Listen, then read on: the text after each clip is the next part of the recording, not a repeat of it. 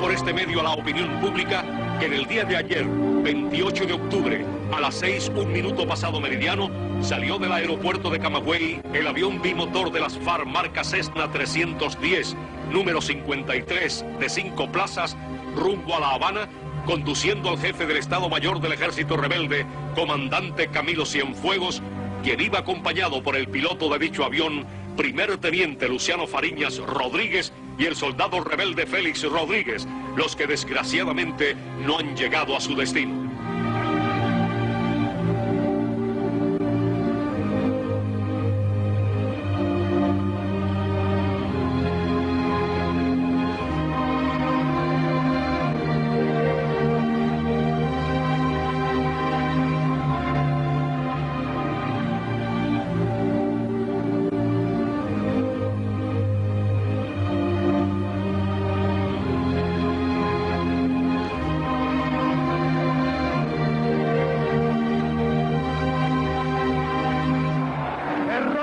Nos pondremos una vez y una vez inclinaremos nuestras frentes para decirle, hermanos, vuestra sangre no corrió en balde.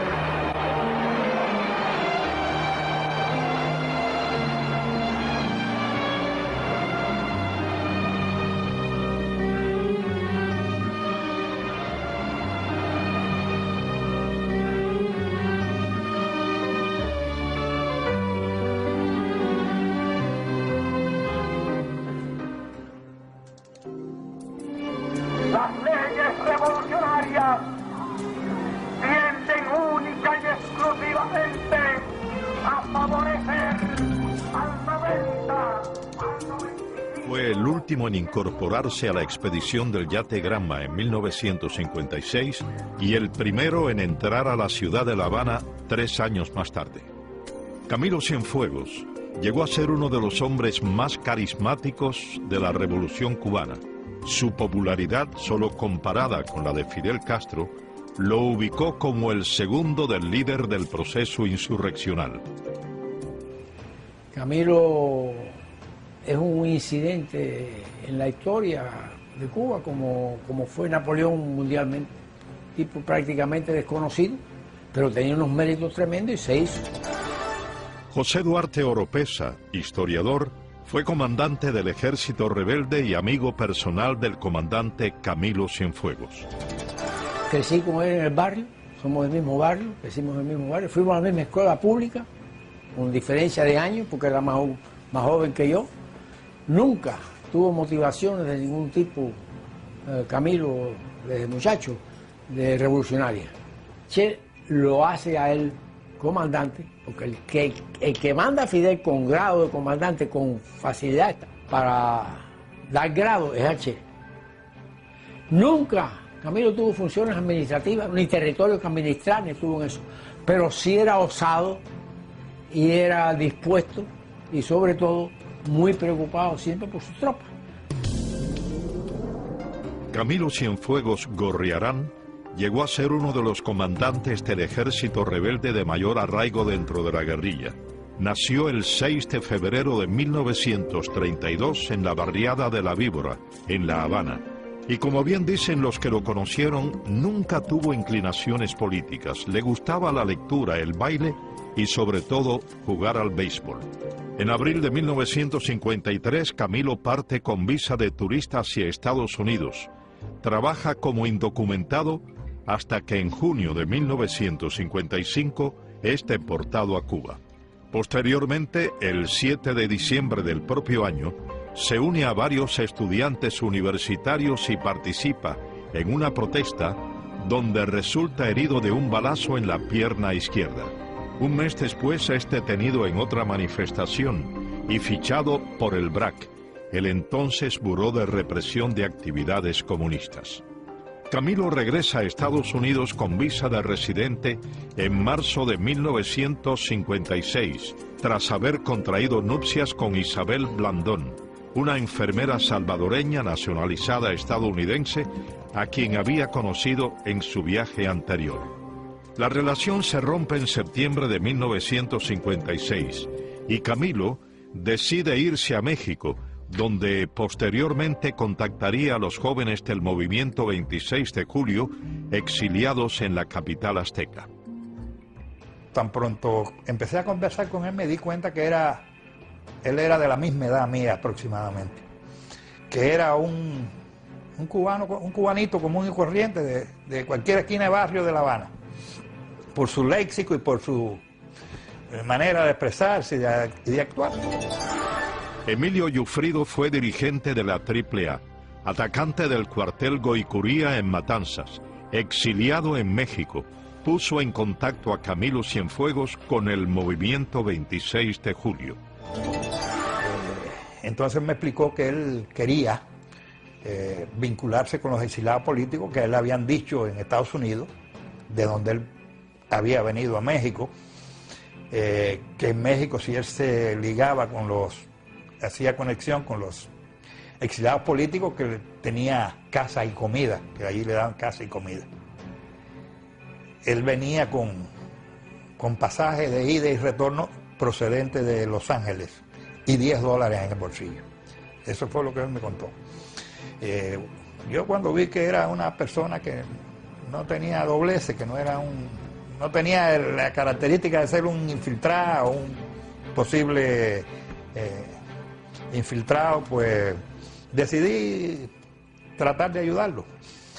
Eso, ya te digo, eso fue por el mes de septiembre, debe haber sido finales de septiembre del año 56, porque él estuvo muy poco tiempo realmente en la fila con Fidel, en la fila del 26, porque Fidel sale para Cuba en diciembre. En principio, Fidel Castro lo rechazó, aludiendo que apenas recibiría entrenamiento militar, pero más tarde Camilo logra ingresar al grupo. Luego de un retraso en la travesía, los 82 expedicionarios prácticamente naufragan y logran tocar tierra firme el 2 de diciembre de 1956 en un punto al sur de la provincia de Oriente, conocido como Playa Las Coloradas. Posteriormente a la derrota del combate de Alegría de Pío, Camilo Cienfuegos logra escapar junto a 2 hombres y reencontrarse con otros 5 expedicionarios el 9 de diciembre de 1956 e internarse en la Sierra Maestra. A pesar de no haber recibido un buen entrenamiento militar, Camilo Cienfuegos impuso su coraje desde el primer encuentro con las Fuerzas Armadas del gobierno de Fulgencio Batista. Subí a la Sierra Maestra a finales de marzo del 57. Allí me encontré con la gente de Fidel, nos reunimos allí y comenzó la lucha. Iván Ayala fue capitán del ejército rebelde.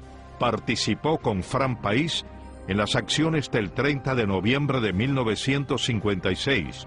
Combatió bajo las órdenes del comandante Camilo Cienfuegos. Camilo tenía buena capacidad de mando, mucha destreza para combatir, para dar órdenes y mucha táctica, sobre todo de combate. Era extremadamente valiente y cuando él se arriesgaba era para proteger más o menos a los demás compañeros, porque él no mandaba a un compañero a un lugar que no pudiera él también. En distintas ocasiones combatimos juntos.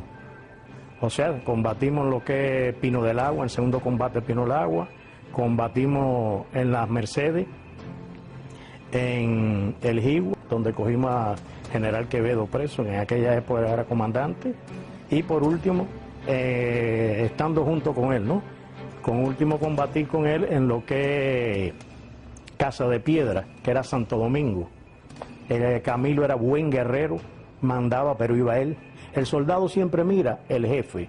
Cuando el jefe le dice a usted, ve aquella dirección que está allí y desde allí tú atacas, es muy saludable ver que cuando tú menos lo esperas, el jefe está atrás de tuyo ahí tirando tiros pegados a ti.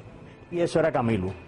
Por ejemplo, en el combate de Santo Domingo, nosotros atacamos por una parte y cuando vinimos a ver ya Camilo estaba metido por unas cuevas por arriba, atacando ya metido ya él completamente adentro ahí de la cueva. O sea, que él no solamente mandaba a los soldados, él hacía el papel de soldado también cuando había que hacerlo y casi siempre peleaba de pie. Esa era otra cosa, que en la sierra Angelito Verdecia y él eran los únicos que hacían eso de los comandantes, que peleaban ahí de pie. Fueron precisamente su capacidad combativa y el respeto a sus subalternos los principales elementos que forjaron el carácter guerrillero de este hombre, al que muchos llamaron el señor de la vanguardia. Uno de los comandantes que la tropa más respetaba allí siempre era Camilo. Era bueno, él era amable, él no era una persona como algunos que eran déspotas y eso, no, él siempre fue una persona amable. Eduardo García fue capitán del ejército rebelde. Combatió bajo las órdenes del comandante Camilo Cienfuegos. Un día íbamos pasando nosotros, él estaba acampado y él estaba peleando. Estaba junto a Oreste y a Larita. Bastante acalorado estaba y yo le pregunté que qué le pasaba. Y él me dijo que los comunistas le tenían la tropa esa revuelta. ¿Y quién? Y, no, el Chino Figueredo, que lo boté de aquí, por comunista. Según quienes compartieron con Camilo Cienfuegos en la Sierra Maestra, su postura política, al menos antes de la llegada al poder en 1959, era anticomunista. Yo conocí a Camilo Cienfuegos cuando estábamos acampados en Juan Alicante, entre Yaguajaya y Caibanien. Roberto González fue teniente del ejército rebelde. Combatió bajo las órdenes del comandante Camilo Cienfuegos. Cumplió prisión política en las cárceles castristas. Yo te puedo decir que Camilo es un caballero en lo que dice la guerra y guerrilla. Hombre cordial y hombre bravo.